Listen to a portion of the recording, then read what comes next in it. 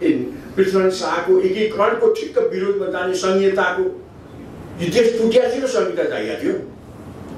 एकीकृत भएको देश जो 300 वर्ष पहिलेदेखि 250 वर्ष पहिलेदेखि एकीकृत नेपाल छँदै थियो, यसलाई अहिले के टुक्राउनु पर्थ्यो? हामीले संस्थागत निर्णय गरेर नि आएका, तर योभन्दा अगाडि पनि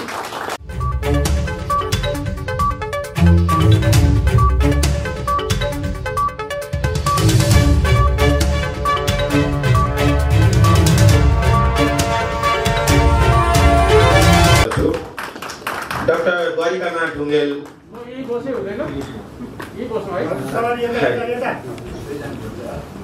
डाक्टर द्वारिकानाथ ढुङ्गेललाई पनि आसन ग्रहणका लागि मैले मञ्चतर्फ बोलाएँ।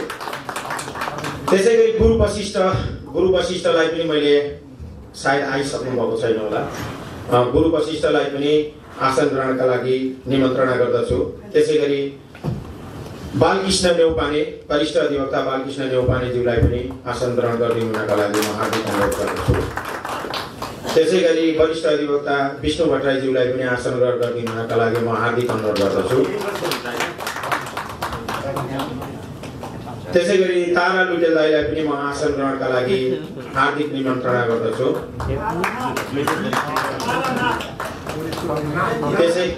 त्यसै गरी भरत जङ्गम दाईलाई पनि म आसन ग्रहणका लागि हार्दिक निमन्त्रणा गर्दछु। यो अहिलेको कन्टेस्टमा यहाँहरू सबै विशिष्ट हुनुहुन्छ, पत्रकार मित्रहरू, अन्य राष्ट्रवादी राष्ट्रप्रेमी पृथ्वीनारायण शाहप्रति आकर्षणयुक्त भएका जनसमुदायहरू। मैले लामो कुरो भन्नु छैन, किन लामो कुरो भन्दा धेरै सिपीलाई पनि दिइसक्नु म त्यो ठाउँमा पुग्दिनँ। तर म कति मात्रै भन्न लाग्छ भने हिजो 279 पृथ्वी जयन्ती मनाउन यहाँहरूकै साथमा म पनि थिएँ। अनि लामो माला कति फिटको थियो, 108 फिटको 4-5वटा मालाको पिठो थियो। अनि त्यो 10-12 जना महिलाहरूले बोकेका थिए हजुर। अनि त्यो लिएर हामी शान्तिपूर्ण रूपले जुलुसमा जाँदै थियौँ। भेलकुटी मण्डपमा पुगेपछि पुलिसले छोडिदियो त्यो माला बोकेर जानेमा लामलाई छोडिदियो। त्यो सँगसँगै पछाडि ब्यानरमा हामी जाने मान्छेहरू पनि भित्र छिर्यौँ र अलि अगाडि पुगिसकेपछि रौद्र रूप पुलिसले देखायो। अनि त्यो माला चुडाइदिए। चुडाउने मात्रै ती महिलाहरूलाई भाटाले हिर्काए। अनि 2-3 जना महिला लड्नुभयो। म छुट्याउन जाँदा मैमाथि बर्बाद हिर्काए, खुट्टामा हिर्काए, खुट्टा हिर्काए, घाँडमा हिर्काए। अनि त्यो चाहिँ मैले पुलिसलाई भेट के गरेँ भनेपछि पुलिस पछि हट्यो। मेरो जिउ बढी त्यो मान्छे चिनेर होइन, यसो जङ्गै मान्छे दियो के गरेर भनेपछि पुलिस पछाडि हट्यो। अनि ती महिलाहरूलाई बोकेर बाहिर ल्याएँ। त यसबाट मैले के देखेँ भने देशका अहिलेका शासक अब नामै लिने हो भने हिजो मै सँगसँगै हुर्केका कामरेड केपी ओली जो अहिले जर्जर शासक हुनुहुन्छ, उहाँ पृथ्वीनारायण शाहसँग यति डराउनु भएछ, सायद उहाँ त्यो क्रिस्चियनिटीको धेरै नजिकमा पुगेकै कारणले, एमसिसी र अँगालो हालेकै कारणले सायद अहिले उहाँले हिजो बुझेको पृथ्वीनारायण शाह भन्दा पनि अहिले बुझेको पृथ्वीनारायण शाह र उसको प्रभाव, अनि उसले जगेर्ना गरेको राष्ट्रवाद, अनि उसले जगेर्ना गरेको धर्म र राष्ट्रिय परम्पराको एकताको जुन समृद्धि थियो त्यसबाट उहाँ धेरै आत्तिनु। त्यो आत्तिएकै कारणले शान्तिपूर्ण रूपले फुल बोकेर हिँडेको जुलुसमाथि लाठीचार्ज गरेर लगाउनु। योभन्दा डेमोक्रेसीको नाउँको नाङ्गो प्रहार के हुन सक्छ? चाहिँ यो निन्दनीय छ। यो प्रक्रिया मात्रै होइन कि यो सत्तामा बस्नेहरूको यो संस्कार नै निन्दनीय छ। किन यो स्वदेशीपनलाई हिर्काउने भनेको त विदेशी नै हुने हो नि। स्वदेशी संस्कारमाथि आक्रमण गर्ने भनेको त विदेशीलाई नै सहयोग गर्ने हो नि। जस्तो अहिले उहाँले संविधान बनाउनु भएको छ, धर्मनिरपेक्षताको संविधान बनाउनु भएको छ, पृथ्वीनारायण शाहको एकीकरणको ठिक्क विरोधमा जाने संहिताको यो देश टुटिया थियो र संहिता चाहिएको थियो। एकीकृत भएको देश जो 300 वर्ष पहिलेदेखि 250 वर्ष पहिलेदेखि एकीकृत नेपाल छँदै थियो, यसलाई अहिले के टुक्राउनु पर्थ्यो? त्यो टुक्राउने मनसाय नै पृथ्वीनारायण शाहको प्रतिको जुन जागरण अहिले देशमा यो गणतन्त्र आइसकेपछि बिस्तारै धेरै मान्छेहरूले पृथ्वीनारायण शाहको के उद्देश्य थियो भने बुद्धि आएको त्यो बुद्धि आएपछि राष्ट्रवादी चेतना बढ्यो भन्ने कुरो राष्ट्रवादी चेतना बढेकै कारणले यो अभियानप्रति चोट पार्न सरकार उद्धत भयो। यो म चाहिँ राष्ट्रवादप्रतिको एउटा आक्रमण हो। अब यसलाई कसरी हटाउने के गर्ने त अलिक लामो योजना नबनाए देश बिस्तारै सङ्कटमा जाँदैछ। किन त्यो सङ्कटमा त म के देखेको छु, अब अहिले पार्लियामेन्ट विघटन गरेर ओलीजीले एमसिसी पास गर्ने हो, पश्चिमाको काखमा जाने हो, त्यो चाहिँ अभियानमा हुनुहुन्छ। अब कताबाट हुन्छ डेमोक्रेसीकै नाममा आफ्नो हुकुमी शासन चलाउने हो अनि राष्ट्रवादी शक्तिलाई कमजोर पार्ने हो उहाँको मनसाय छ।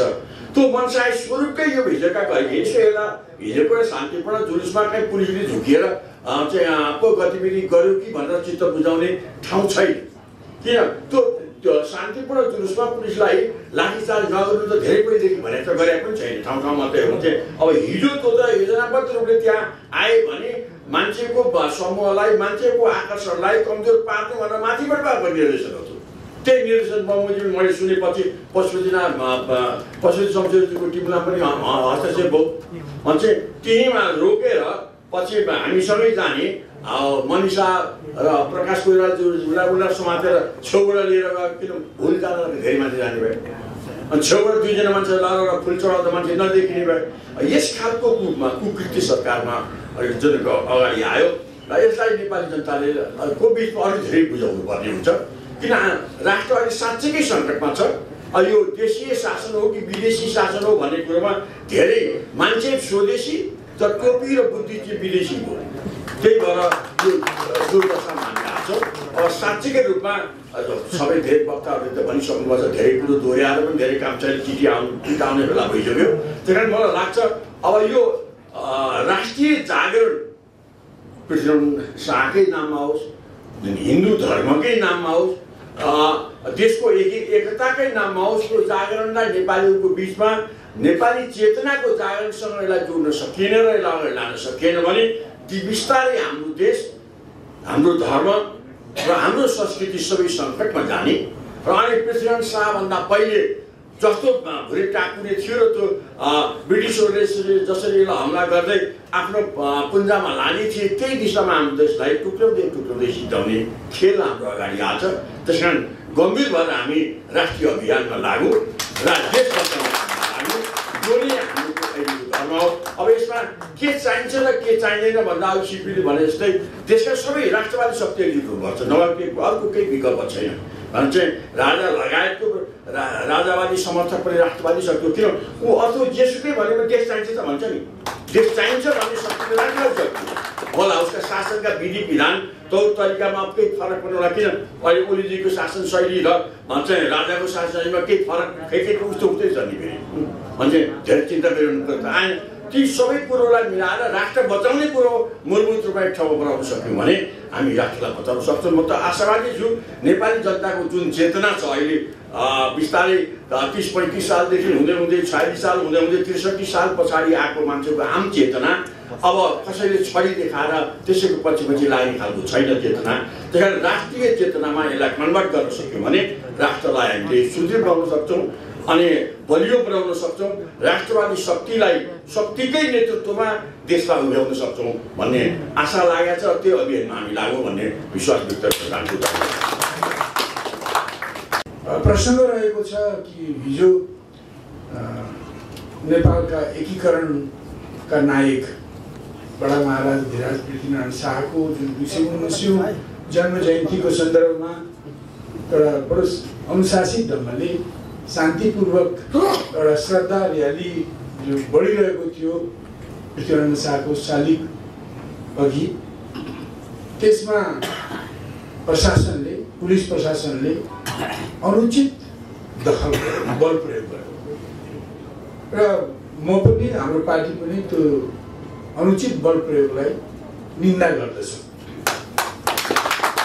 र यसले के प्रश्न उठायो भने हाम्रा मुलुकमा शासनमा बसेकाहरू, शासन पर्खेर बसेका प्रतिपक्षहरू र पछि पनि आउँछौँ भनेर राजनीति गर्नेहरू यिनीहरू देशप्रेमी हुन् कि विदेशप्रेमी हुन्?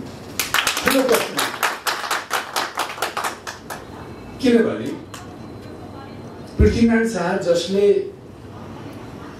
भनौँ न लगभग 300 वर्ष अगाडिदेखि भनौँ 2200-2400 खण्डमा टुक्रिएको नेपाललाई दक्षिणबाट बढिरहेको ब्रिटिस हिन्द ब्रिटिस उपनिवेशवाद विस्तारवादको विरुद्ध लडेर एकीकृत गर्नुभयो र हाम्रो 5000 वर्ष अगाडिदेखिको नेपालको नामलाई उहाँले उज्यालो बनाउनु र विश्वमा एउटा पहिचानयुक्त देशको रूपमा अघि सार्नुभयो। र पृथ्वीनारायण शाहले पछिल्लो पटक जुन एकीकरण गर्नुभयो त्योभन्दा अगाडि पनि नेपाल ठुलो त्यो कामाख्यादेखि कश्मीरसम्म हिमालदेखि गङ्गासम्म भएको इतिहास पनि छ। अब बढ्दै खुम्चिँदै टुक्रिँदै जोडिँदै आएको इतिहास पनि छ।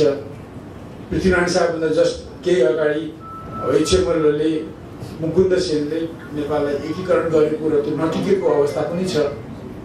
र पृथ्वीनारायण शाहले परापूर्व कालदेखि नेपालको इतिहासलाई अवलोकन गर्दै जोड्नु मात्रै ठुलो कुरा होइन, टिकाउनु ठुलो कुरा हो। त्यही कारण उहाँले जोड्नु मात्रै भएन, उहाँले टिकाउने नीति लिनु अगाडि सार्नु, आफूले पनि टिकाउने विचारलाई लागू गर्नु, कार्यान्वयन गर्नु। एचएमएलले छोराहरूलाई बाँडेकोले गर्दा काठमाडौँका एकीकृत भएको काठमाडौँ पनि 3 राज्यमा बाँडियो। मुकुन्द सेनका पनि भाइ छोराहरूले राज्य बाँडे र पाल्पाको सेन राज्य, चौधरीको सेन राज्य, विजयपुरको सेन राज्यमा बाँडियो। 3टा सेन राज्य हिन्दूपति भन्ने सेनहरूले पनि त्यस्तो गरे। यो तितो अनुभवबाट पृथ्वीनारायण शाह उहाँ त्यसबाट जानकार हुनुहुन्थ्यो, त्यसको भुक्तभोगी हुनुहुन्थ्यो। त उहाँले यसरी जनताको सहयोगले एउटा हिमवत खण्डमा टुक्रिएका राज्यलाई जोडेर राज्य बनाउनु भयो। त्यो कसैको पेवा होइन, मेरो पनि पेवा होइन। यो राज्य हो, यो भागभण्डाको विषय होइन, यसमा अंश भण्डा लाग्दैन। उहाँले भाइहरूलाई अंश भण्डा गर्नुभयो। धर्मेन्द्र मर्दन शाहले होस्, अरू भाइहरूले जो पाटनमा को चाहिँ राजा हुन चाहेका थिए, पृथ्वीनारायण शाहले अस्वीकार गर्नु। एउटा भाइ राज्य दिएर भनेर फेनिएर कास्की गरेर बसे, उनीहरूका विरोधीले उनलाई मारिदिए। तर पनि उहाँले उनीहरूलाई भाइ त हुन् भनेर राज्य दिएर उनीहरूलाई खुसी पार्न चाहनु भयो। एचएमएलको कारणले, मुकुन्द सेनको कारणले गर्दा उहाँमा यी ज्ञान बुद्धिहरू पलाए। त पृथ्वीनारायण शाहले जोडेनन् मात्र, टिकाए पनि। भलै अहिले आएर कयौं पञ्चमार्गीहरू त्यो जोडेको नेपाललाई फुटाउनको निम्ति विविध करतुत गरिरहेका छन्, त्यसलाई हामीले बुझ्नुपर्छ। त्यहाँ यस्तो पृथ्वीनारायण शाह जसले देश बनाएर टिकाउने बुद्धि पनि दिए, यस्तो पृथ्वीनारायण शाह जसले अब एउटा राज्य बनाए, भुरे टाकुरे राज्यबाट एउटा व्यवस्थित राज्यमा नेपाललाई परिणत गर्नको निम्ति उहाँले सिद्धान्त दिनुभयो। हुन त सानो छ दिव्य उपदेश, तर धेरै गुणहरूले ज्ञानहरूले भरिएको छ। एउटा व्यवस्थित राज्य बनाउने नीतिहरू छन्। एउटा राज्यको प्रशासनिक नीति कस्तो हुनुपर्छ, कसरी सेना चलाउने, कसरी प्रशासन चलाउने, कर्मचारी चलाउने, त्यसका पनि बुद्धि कुराहरू छन्। जम्मै विस्तृत रूपमा नभए पनि उहाँले सुरक्षा कसरी गर्ने, प्रकृतिले नै हामीलाई भनौँ न यो भन्ज्याङहरू दिएको रहेछ तलबाट चढ्दा। भन्ज्याङमा हामीले राम्रो सुरक्षा गर्न सक्यौँ भने विश्वको चारै बादशाह आयो भने पनि हामी पछार्न सक्छौँ भन्ने मलाई आँट दिनुभयो।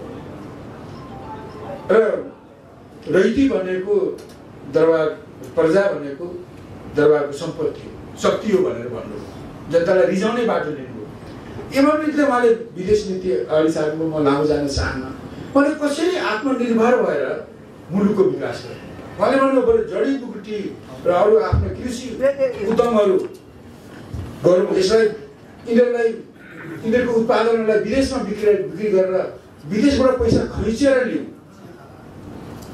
विदेशी व्यापारीलाई ल्याएर यहाँ हिमालदेखि तराईसम्म उनीहरूलाई जथाभावी गर्न दिएर मुलुकको पैसा बाहिर जाने काम रोकौँ। उहाँले ती कुराहरू भन्नुभयो। उहाँले भन्नुभयो कुनै खेतमा कुनै घर भएको ठाउँमा खानी छ भने घर खेत उठाएर पनि खानी चलाऊ। अनि कसरी आत्मनिर्भर हुने हो? उहाँले भन्नुभयो देशमा कपडा उत्पादन गरौँ, बाहिर कपडा बुन्ने नमुनाहरू ल्याएर यहाँ मानिसलाई तालिम दिउँ, यही कपडा उत्पादन गरौँ र बरु बाहिर पनि बिक्री गरौँ, पैसा आउँछ, हाम्रो पैसा बाहिर जाँदैन।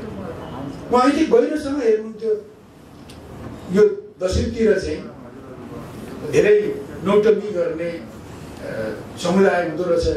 हाम्रा मान्छेहरू त्यसको ती प्रक्रियाहरूको गतिविधिमा भन्नु त्यतापट्टि लाग्ला, त्यो राम्रो होइन। बरु विधिसम्मत ढङ्गले शास्त्रसम्मत ढङ्गले काठमाडौँकै नेवारहरूले जुन कला संस्कृतिहरू विकास गरेका छन् तिनीहरूलाई नि हेरेर मनलाई स्वस्थ ढङ्गले बहलाउने काम गरौँ। बरु तिनीहरूलाई पैसा दियो, कलाकारहरूलाई नेपालमै रहन्छ, हाम्रो दिमाग पनि बिगार्दैन। यस्ता किम्ती कुराहरू पृथ्वीनारायण शाहले हामीलाई दिनुभयो। देश जोगाउने, त्यसलाई आत्मनिर्भर बनाउने, देशलाई धनी बनाउने र त्यस्तो भएपछि मात्रै देशको सुन्दर सार्वभौमता बलियो हुन्छ भनेर पृथ्वीनारायणले यी कुराहरू सिकाउनु भयो। यसरी राज्य जोड्ने मात्रै होइन, राज्य टिकाउने, राज्यलाई समृद्ध बनाउने, बलियो बनाउने, त्यसको स्वतन्त्र सार्वभौमता अखण्डतालाई अछुन्ने राख्ने ज्ञान बुद्धि दिने राजालाई नमान्नेहरू यी विदेश भक्त हो, देशभक्त होइन। यो मैले एउटा नरम शब्दमा भने अन्त मेरै कुरा चट्टानमा प्रेम कैदीले बोल्ने भए के बोल्नुहुन्थ्यो तपाईँलाई थाहा छ।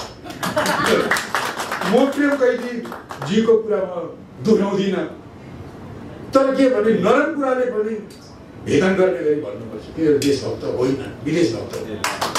अस्तिको घटनाले त्यही देखाएको। अब यो 72 सालमा संविधान जारी भएपछि केपी ओली प्रधानमन्त्री हुनुहुन्थ्यो। मलाई पनि अब प्रधानमन्त्रीमा आउनुहोस् न भन्नु, अरू कुरामा केही बखान गर्दिनँ। त्यहाँ हामीले यो पुस 27 गतेलाई यो 62 सालको परिवर्तनपछि कृष्ण प्रसाद सिटौलाहरूले, गिरिजा प्रसादहरूले यो दिनमा पृथ्वीनारायण शाहको जन्मदिन पुस 27 गते जो मनाइन्छ, जो एकीकरणका नायक हुन्, देशका एउटा विभूति हुन् र देशलाई बलियो बनाउने उद्देश्यले देश निर्मातालाई सम्मान गरिन्छ, यो बिदा काटियो। पटक पटक प्रयत्न भयो र हामी भएको बेलामा पनि प्रस्ताव राख्यौँ। हुन्छ त्यस बेला कमल थापा पनि प्रधानमन्त्री हुनुहुन्थ्यो, हामी दुईजनाले प्रस्ताव राख्यौँ। केपी ओलीले आधा घन्टासम्म बिदा दिने हो कि जस्तो कुरा गरे।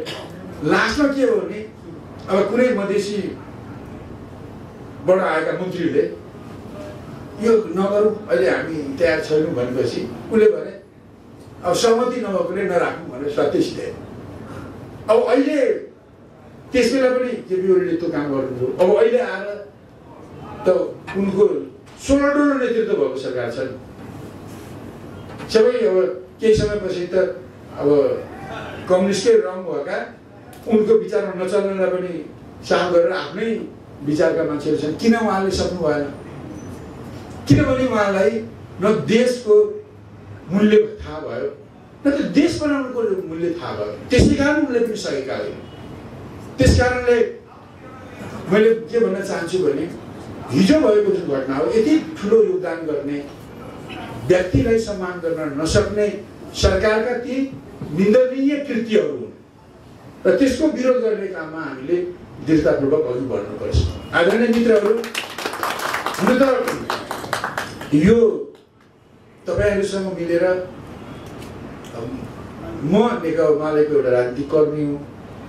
यो पृथ्वीनारायण शाह जो देशका एकीकरणकर्ता, देशका एउटा एकीकरणका नायक, एउटा राष्ट्रिय विभूति हुन्। उहाँको सम्मान गर्नु, नेपालीको सम्मान गर्नु हो, नेपालको सम्मान गर्नु हो र हाम्रो विचार, हाम्रो आध्यात्मलाई सम्मान गर्नु हो भन्ने बुझेर नै हामीले संस्थागत निर्णय गरेर नै आएका हौँ। तर योभन्दा अगाडि पनि भरतजीलाई थाहा छ, भोजन क्रियामा कयौँचोटि उहाँले आयोजना गर्नुभएका कार्यक्रमहरूमा म सामेल भएको छु। मैले पृथ्वीनारायण शाहको उच्च प्रशंसा गर्दै बोलेको पनि छु होइन। मैले 2035 सालमा नेकपा माले पार्टी स्थापना गरेँ, सम्मेलन गरेर। हाम्रो त डकुमेन्टमा पनि 2224 राज्यलाई मिलाएर पृथ्वीनारायण शाहले जुन नेपाल एकीकरण गर्नुभयो यो ऐतिहासिक प्रगतिशील कदम हो भनेर 35 सालको मेरो डकुमेन्टमा लेखेको छ। हामी विदेशमुखी कम्युनिस्ट होइन, हामी स्वदेशमुखी कम्युनिस्ट हौँ। त्यसबादेखि हामीले एक हेर्दै आएको छ। हामीले हाम्रै भूमिमा कसरी उत्पादक शक्ति बढिरहेका छन्, कसरी उद्योग धन्दा व्यवसायहरू बढिरहेका छन्, त्यसलाई नरोक्ने हो भने आफै त्यसबाट बढ्दै हामी एउटा औद्योगिक समाजमा हामी परिणत गर्न सक्थ्यौँ। र त्यस बेलाका निरङ्कुश शासकहरूले र विशेष गरी ब्रिटिस साम्राज्यवादको प्रभावले गर्दा हाम्रो स्वाभाविक विकास हुन सक्यो आदित्य। किन हामी त्यस प्रकार यसलाई सुरुदेखि नै हामी नेकपा एमाले भनेदेखि त्यो एउटा देशभक्त राष्ट्रप्रेमी पार्टी हो।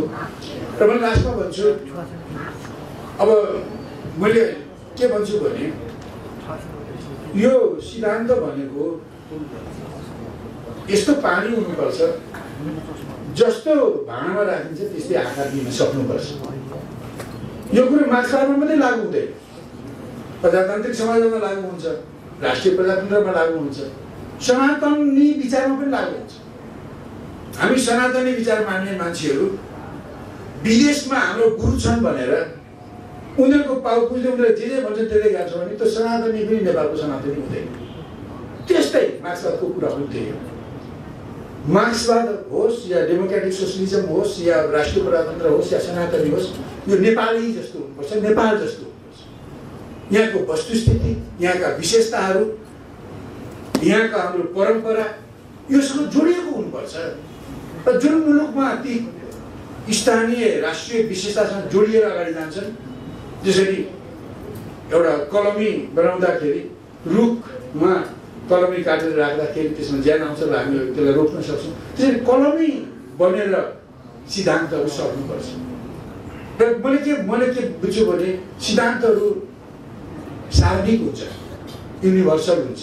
मैले सिद्ध्याएँ त्यो युनिभर्सल हुन्छ। हामीले यसै पनि वसुधैव कुटुम्बकम मान्ने मान्छेहरू, त्यो हामीले ज्ञानलाई एउटा क्षेत्रमा सीमित गर्दैन, तर ज्ञानको अन्धानुकरण हुँदैन। हामी वेद विश्वभरि जान सक्छ भन्छौँ भने अरू मुलुकमा आएका ज्ञान पनि नेपालमा आउन सक्छ, त्यसमा हाम्रो वैरभाव हुँदैन। तर ज्ञान जहाँको आए पनि नेपाली हुनुपर्छ। नेपालको स्वार्थ, नेपालको हित, नेपालको राष्ट्रियतालाई त्यसले प्रवर्धन गर्न सक्नुपर्छ, तब मात्रै त्यो ज्ञानले नेपालीहरूको हित गर्न सक्छ। त्यसकारण अब हुन त यहाँ कतिपय यो देशको हित नगरेर जथाभावी गर्नेदेखि रिसाउँदा भन्छन् नि, रिसाउनेले वेद पनि पढ्दैन भन्छन् होइन। त्यो रिस उठेर जथाभावी पनि बोलिन्छ कहिले कहिले। ज्ञानको पनि विरोध हुन्छ, ज्ञानका गुरुको पनि विरोध हुन्छ। ज्ञान ल्याउने पाश्चात्य गुरु पनि गुरु नै हुन् र पौरस्थ गुरुहरू पनि गुरुहरू नै हुन्। गुरुहरूलाई हामीले गुरुभाव नम गर्नुपर्छ। तर जसले देशको हित विपरीत काम गर्छन्, देश विपरीत राम्रै सिद्धान्त पनि देशको विपरीत प्रयोग गर्छन्, तिनीहरूलाई विरोध गर्नुपर्छ। यति भन्दै पृथ्वीनारायण शाहले हामी सबैलाई नेपालमुखी हुने बाटो पनि देखाउनुभयो, उपदेश पनि दिनुभयो। हामी हुन सकेनौँ। म आफै पनि भनौँ न, जो म मार्क्सवादी आन्दोलन लाग्ने क्रममा मैले त्यसलाई धेरै नेपालमुखी ढङ्गले त्यसलाई निकै लामो समयसम्म मैले हेर्न सकिनँ। तर हन्ड्रेड ठक्कर खाँदै जाने क्रममा र देशलाई माया गर्ने मान्छेले, देशलाई कम्युनिस्ट नामधारीले देशलाई माया नगर्ने, नेपालमा अहिले धर्मनिरपेक्षता सुहाउँदैन भन्दा तैँले त मार्क्सवाद छोडिस् भनेर नाक खुम्छन् मेरो अगाडि कथित कम्युनिस्टहरू।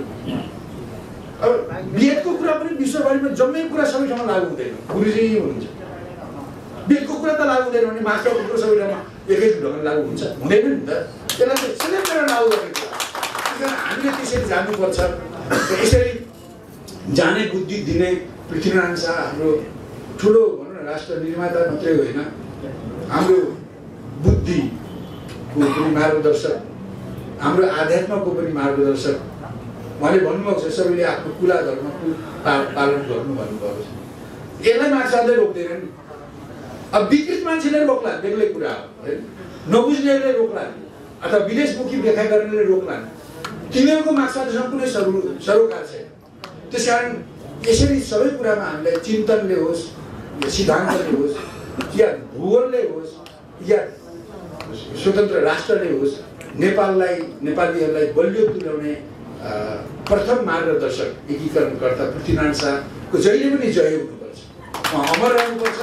उहाँको विरोधमा काम गर्ने मान्छेहरू कि नेपाललाई नबुझ्ने, यो शब्दको अर्थ खराब हुन्छ कि अधम हुन्छ। मैले यति भन्दै मैले आफ्नो मन्तव्य एउटा प्रश्न गरौँ। जस्तो तपाईँ अहिले मालेको अध्यक्ष पनि हुनुहुन्छ, महासचिव पनि हुन्छ, कम्युनिस्ट पृष्ठभूमिबाट आउनुभएको नेता। अब पछिल्लो समय चाहिँ तपाईँको यो कार्यक्रमहरूमा सक्रियता धेरै बढिरहेको हुनाले आम नेपाली जनताहरूको प्रश्न, अब तपाईँले भनिहाल्नुभयो अरू चाहिँ विदेश उन्मुख कम्युनिस्ट पार्टी, हामी चाहिँ स्वदेश उन्मुख कम्युनिस्ट पार्टी भनेर भन्नुभएको छ। अब फेरि यहाँको धेरै मान्छे, उहाँहरू सबैजना सहभागी हुनुभएको मान्छेहरू चाहिँ राष्ट्र संस्था, हिन्दू राष्ट्रसहितको राष्ट्र संस्थाको माग गरेर हिँडिराख्नु भएको छ।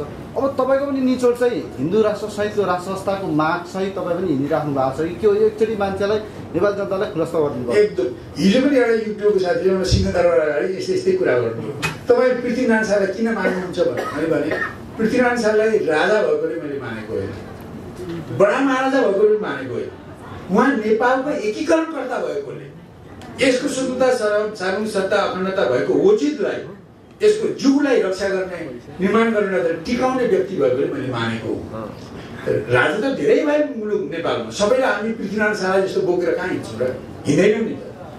ती राजाहरू जसले देशको हित गरेका छन्, जति हदमा हित गरेका छन् त्यति हदमा प्रशंसा गर्नुपर्छ। जस्तो मैले महेन्द्र भले उनको निरङ्कुश परिपाटी थियो तर उनी राष्ट्रवादी थिए भनेको छु मैले। त्यसो भन्दा कतिपय कम्युनिस्टले मलाई उचित पनि काट्न खोजे। धेरै नेपालीहरूले राम्रै बोलिस् पनि भनेका छन्। अब म उचितदेखि पनि डराउँदिनँ, अरू प्रशंसा गर्नेहरूलाई म धन्यवाद दिन चाहन्छु। एउटा कुरा के भने अहिले हामीले के भने अहिले हामीहरू यो समुदायसँग हाम्रो अहिले यहाँ तपाईँले भने जस्तै अब राजालाई मान्ने मान्छे हुन्छ भने मलाई राम्ररी थाहा छ, अरू विभिन्न सिद्धान्त बोक्ने छन् भनेर पनि राम्ररी थाहा छ। तर पनि हामी नेकपा मालेले संस्थागत निर्णय गरेर किन आयौँ भने देशमा अहिले विदेशीहरूको अभूतपूर्व हस्तक्षेप छ। एउटै कारण के 7 सालमा 46 साल 63 सालमा भएका डेमोक्रेटिक परिवर्तनहरू विदेशी हस्तक्षेप र विदेशी प्रभाव सहित भएका र 3 चोटि भएको परिवर्तन चाहिँ जम्मा भएर यति धेरै फोहोर जम्मा भएको छ कि जनतालाई अधिकार दिने नाममा राष्ट्र कमजोर भएको छ। हिन्दू राष्ट्र संयुक्त राष्ट्र संघको आवश्यकता हो कि उहाँको नेतृत्वमा हिँडिराख्नु भएको छ। सुन्नुहोस् न, पृथ्वीनारायण शाहलाई एउटा बुढियाले यो कीर्तिपुरको लडाइँबाट भाग्दाखेरि भात खुवाइछन्। पृथ्वीनारायण शाह तातो भात दिँदाखेरि भोकाएका थियो होला लडाइँबाट जाने, तातो भात दाल हालेर बिचबाट गोम्न गर्दाखेरि मुख पढेछ उनीहरू थुथु गरेर बुढीले भन्छ कस्तो यो पृथ्वीनारायण शाह जस्तो रहेछ यो पृथ्वीनारायण शाहले। अनि उनीहरूले भन्छ किन यसो भनेको भन्दा पृथ्वीनारायण शाहले पनि झ्याम्मै बिचमै हमला गर्छ, छेउछेउबाट कोतर्दै बिस्तारै बिस्तारै खायो भने न सबै खानु एकताल खान सकिन्छ। तपाईँ पर्नु, तपाईँ पृथ्वीनारायण शाह नहुनुहोस्, बाल्यकालको पृथ्वीनारायण शाह नहुनुहोस्। म आउँदैछु त्यसमा।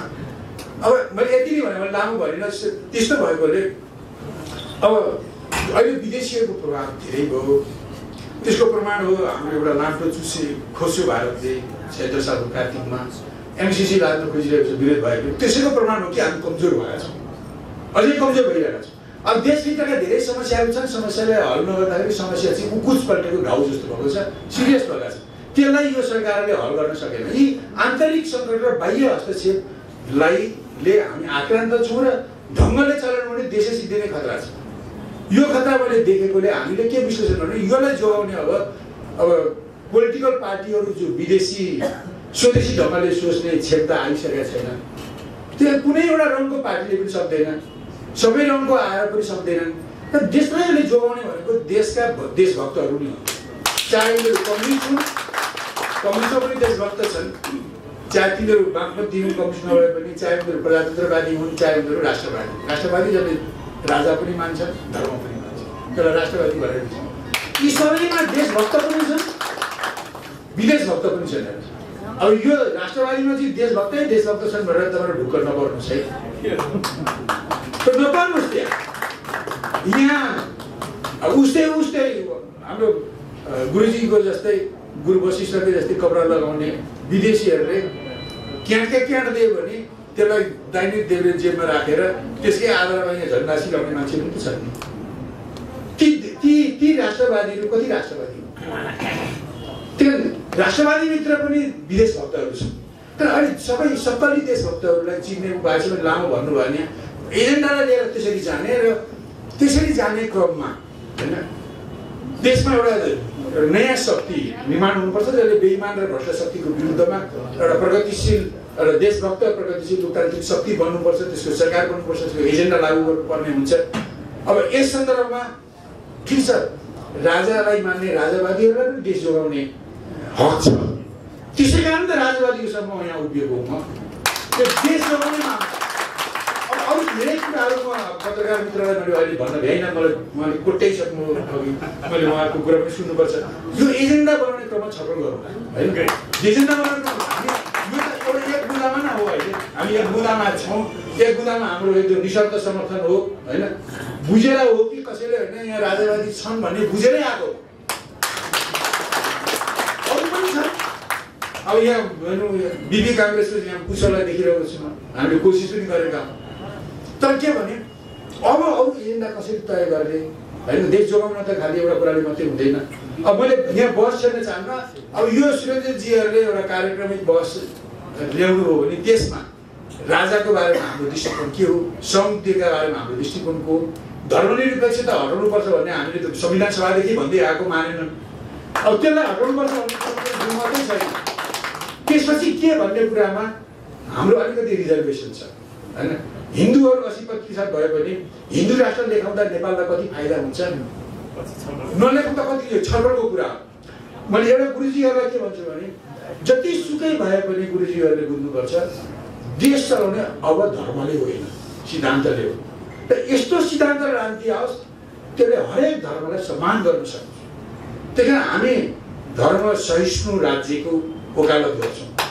निरपेक्षता धर्मनिरपेक्षता भनेको यो हुन त एउटै धर्मलाई मात्रै भने जस्तो लाग्छ, तर वास्तविकता त्यही हो। यो क्रिस्चियनीकरणको भराङ हो के, त्यसले हाम्रो पहिचान सिकाउँछ, देश सिकाउँछ। अरू पछिको होला। अहिले मैले भने अर्को कार्यक्रममा पनि हामीलाई हवस् त, बहुत धन्यवाद।